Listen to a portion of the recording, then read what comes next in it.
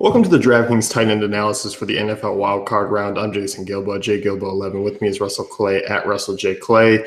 You're taking a look at tight ends today, letting us know who you think is cash game worthy and GPP worthy. How do you feel about kind of this group? It's trash. I mean, tight end's been trash all year, and I don't see why that would change in the playoffs. So, kind of like the Wednesdays or Thursdays, depending on where you are in the country, you just go out, put your trash out, and hope they take it. That's what we're hoping for. So, hopefully someone scores some points, but there's a chance most of these guys score between 6 and 12 points. So, I think that's fair. Yeah, I think that's fair. Yeah. We'll start with the top guys here. Jimmy Graham comes in as your kind of top price guy, 5,300. Nice matchup against Detroit. What do you think about him this week? Sure. Yeah. I mean, he's the top option, without a doubt. The Tyler Lockett injury obviously opened up a target share that was dwindling for Graham. They're using Paul Richardson more, but I think in terms of attacking this Detroit defense, they're going to be able to use Graham quite a bit. He's had some high upside games this year, more than we can say about a lot of these guys down low.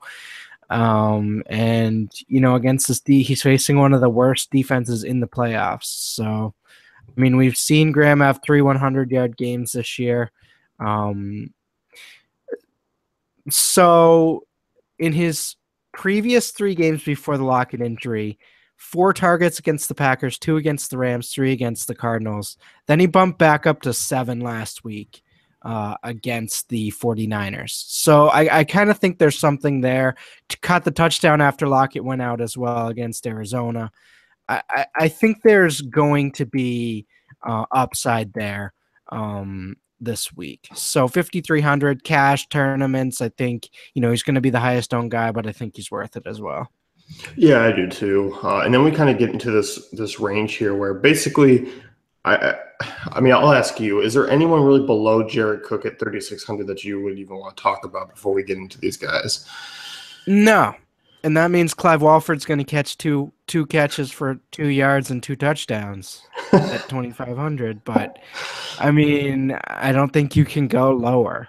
If Ladarius Green, depending on what his status is, sounds like he might play, he might not. If he doesn't, you can throw a shot at Jesse James. I mean, Ryan Griffin, he did get 4 targets last week, but it's tough to trust him. So I don't know that, you can really look at.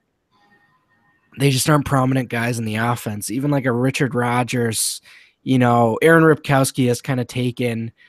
Him and Jared Cook have kind of taken Richard Rodgers' role other than blocking. So don't really love that. But as you mentioned, Jared Cook, Eric Ebron, CJ Fedorowicz, maybe even Ladarius Green, all in play, all tournament guys. I kind of view them all in basically the same tier. I think they're priced correctly. Fedorowicz, obviously, after really doing well early on in the year, kind of struggling to get decent passes going his way at 4,200, only caught, 9 of his last 21 targets. That's not very good. And the yards, there's not really many yards to go behind the targets he does catch. So he has had a really good year for what we expected coming into the year. But as of lately, it's kind of rough. I think you can take a chance on him, but I prefer Ebron the most in that range. Obviously, 150 yards in the last 2 weeks. Obviously getting, 18 targets in the last 2 weeks, 25 targets in the last 3. So, I mean, he's a consistent part of that offense. They're going to be moving the ball.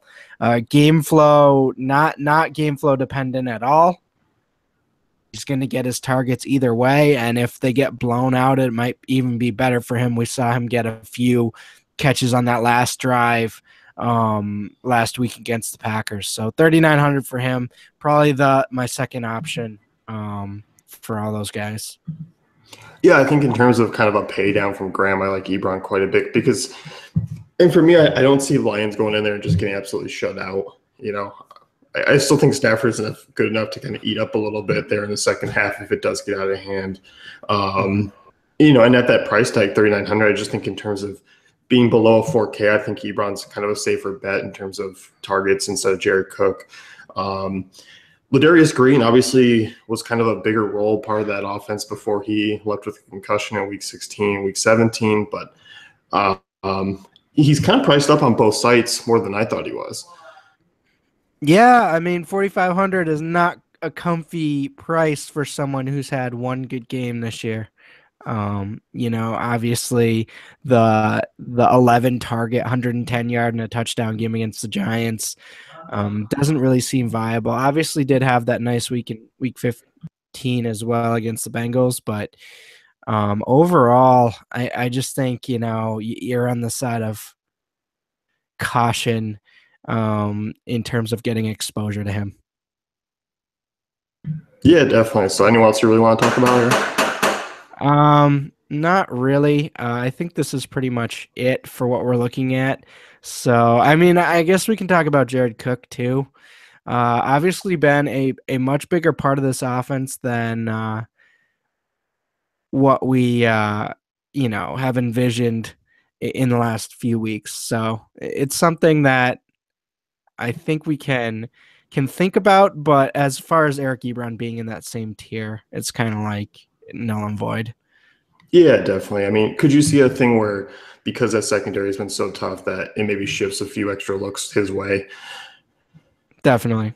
So, anyone else here? No. Fair enough.